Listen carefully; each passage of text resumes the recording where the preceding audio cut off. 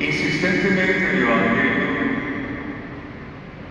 nos hace caer en la cuenta sobre la necesidad que tenemos los creyentes de cuidar el corazón y la vida. Cuando digo insistentemente, es porque continuamente, en varias partes, cada vez que tenemos la ocasión de poder acercarnos a los relatos del Evangelio, aparecen mensajes de Jesús en esa línea. Cuidar el corazón, cuidar la vida. Esa es una tarea nuestra. Jesús formula esa tarea con distintas expresiones: estar atentos, estar vigilantes, estar despiertos. Y uno se podría preguntar muy desprevenidamente: ¿atentos a qué? ¿Vigilantes de qué? ¿Despiertos frente a qué? Frente a todo lo que pueda perturbar o dañar el corazón y la vida. Tenemos que cuidar el corazón. El corazón vale, porque el corazón es la fuerza que mueve la vida. Nosotros cuidamos las cosas que tienen valor. Todo. Un reloj, unos zapatos, el celular, los aretes y las cosas que tenemos en la casa. Por eso echamos llave a las puertas, o si no dejaremos las puertas abiertas. Estamos a toda hora cuidando lo que consideramos que vale. Y si algo se nos pierde, pues nos lamentamos y procuramos buscarlo, es decir, encontrar si se nos embolató o reponerlo si se nos perdió. El corazón no podemos reponerlo, la vida tampoco. Sí podemos restaurar el corazón, claro, y la vida también. Pero para evitar eso, el consejo de Jesús es: cuiden el corazón y la vida. Eso vale. Así como nos enloquecemos cuando no encontramos el celular porque creemos que la vida se nos acabó, ojo, porque donde se nos enreda el corazón, ahí sí peligra la vida. Y a veces se nos enreda el corazón y no nos desesperamos tanto como cuando se nos embolata el celular. Corazón vale. Y digo esto porque el Evangelio de hoy es, a la larga, volver sobre esa enseñanza de Jesús, solo que mirando la otra cara. O sea, sabemos que Jesús nos aconseja cuidar el corazón, pero el Evangelio nos muestra como en un espejo qué es lo que pasa cuando el corazón se daña. Eso es lo que nos está mencionando hoy el Evangelio. Miren, en honor a la verdad, San Marcos, que es quien nos ofrece esta página del Evangelio, nos está contando, perdón que lo diga como de manera tan suelta, nos está contando que Jesús entró en acción. O sea, ya empezó su ministerio público. ¿Por qué empezó ya? Porque el Bautista murió. Jesús no empezaba, no quiero decir que Jesús estaba esperando que se muriera el Bautista para iniciar, sino que la coyuntura del martirio de Juan le permite iniciar de inmediato su ministerio público. Y como empezó, la fama de Jesús va de un lado a otro. O sea, de Jesús hablan por todas partes. ¿Y qué hablan de Jesús? Que es un ser extraordinario, que su enseñanza es maravillosa, que lo que hace no lo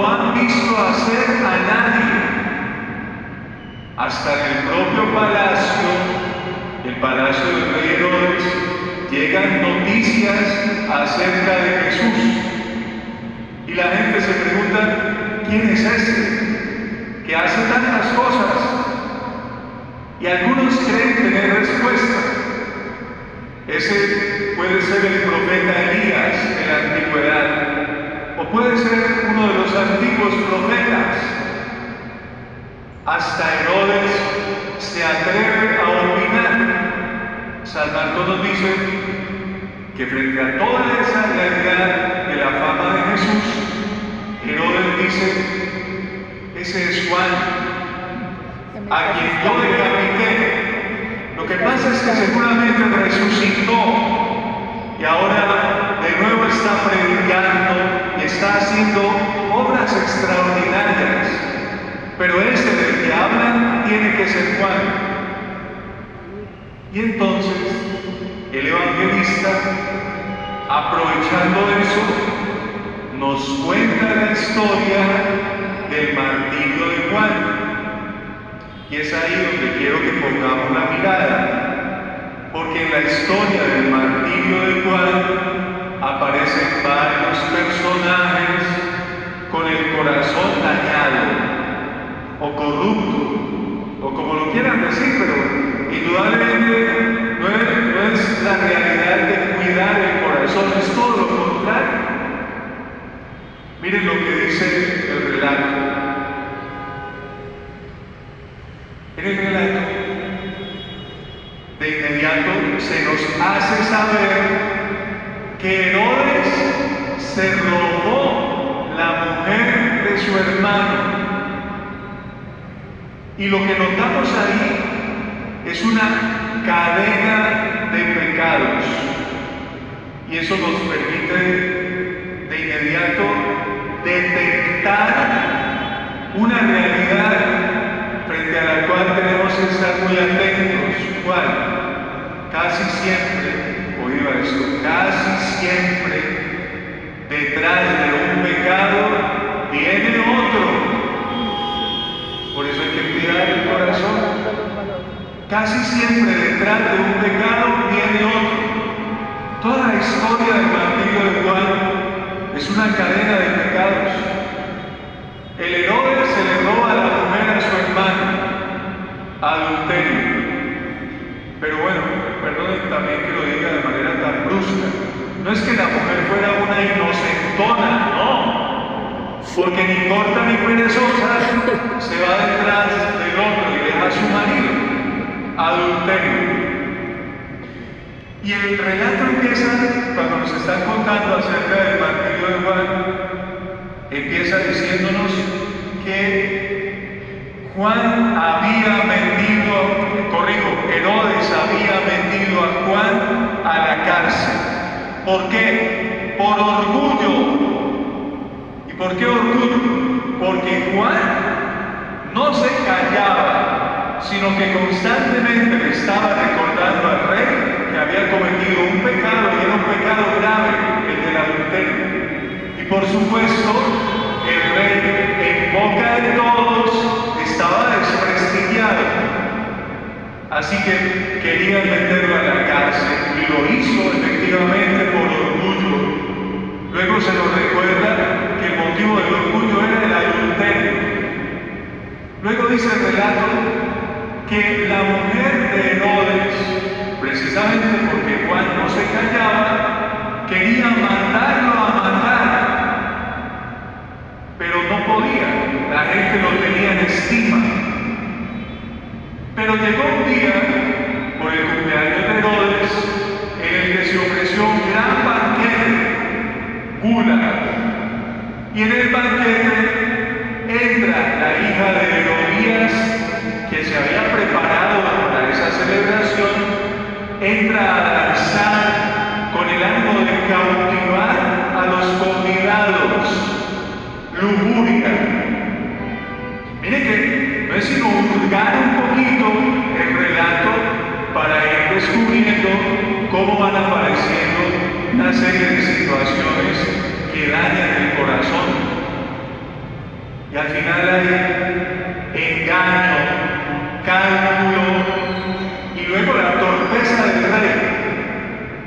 Pídeme lo que quieras, que te lo daré. Solo por danzar. Hasta la mitad del reino te la daré si me lo pides. Solo por danzar. Uno me pone a pensar, pero ¿qué fue lo que hizo la muchacha que el otro termina ofreciéndole hasta la mitad del reino? A lo mejor borracho. Y eso es una enseñanza para nosotros. No podemos ir prometiendo a la ligera, porque la promesa implica compromiso. Y al final termina sucediéndose lo que se quería evitar, un asesinato. Todo lo que empezó por orgullo suma una serie de realidades que desembocan en un asesinato. Detrás de cada pecado regularmente viene otro. Por eso hay que cuidar el corazón. Miren este espejo del Evangelio que nos está mostrando varios personajes con el corazón no cuidado, es decir, con el corazón dañado. ¿Cómo cuidar el corazón? Entonces aparece el protagonista de la historia, Juan el Bautista. Tiene una gran enseñanza, casi que silenciosa. Es el hombre, el profeta que habla con la verdad y vive en la verdad. Y por la verdad termina siendo decapitado. Por decir la verdad, por vivir, digámoslo de esta manera, en la actitud correcta de la verdad. Pero ese es aquel que cuida el corazón, por eso es el modelo para nosotros. Casi que en palabras simples es una de las primeras formas de cuidar el corazón y de cuidar la vida, es no mentir, vivir en la verdad, hablar con la verdad, no mentir. Ensayemos eso, demos el primer paso por ahí, no mentir. Hay un refrán muy antiguo, por eso ustedes no lo conocen, pero yo sí. Un refrán muy antiguo que dice: el que miente, roba y mata. Así que cuidemos el corazón. Esto simplemente para recalcar que detrás de un pecado regularmente viene otro. El primer paso para cuidar el corazón nos lo enseña el Bautista en la verdad, o sea, evitar la mentira. Es un buen propósito. A veces ocurre, hay que decirlo claramente, que incluso sin proponérnoslo, terminamos diciendo mentiras. Y creemos que esas mentiras, que son, entre comillas, pequeñas, no afectan a nadie. A uno lo están afectando, a uno mismo, al que las dice, lo afecta. La suma de varias mentiritas termina convirtiéndose en un enredo. Ya casi vamos a empezar Cuaresma, pero no necesitamos llegar hasta allá para empezar propósitos. Empecémoslo ya. Un propósito interesante es no mentir, no falsear, no engañar, vivir en la verdad, hablar con la verdad. Que así sea. Que así sea, Padre. Pongámonos de pie.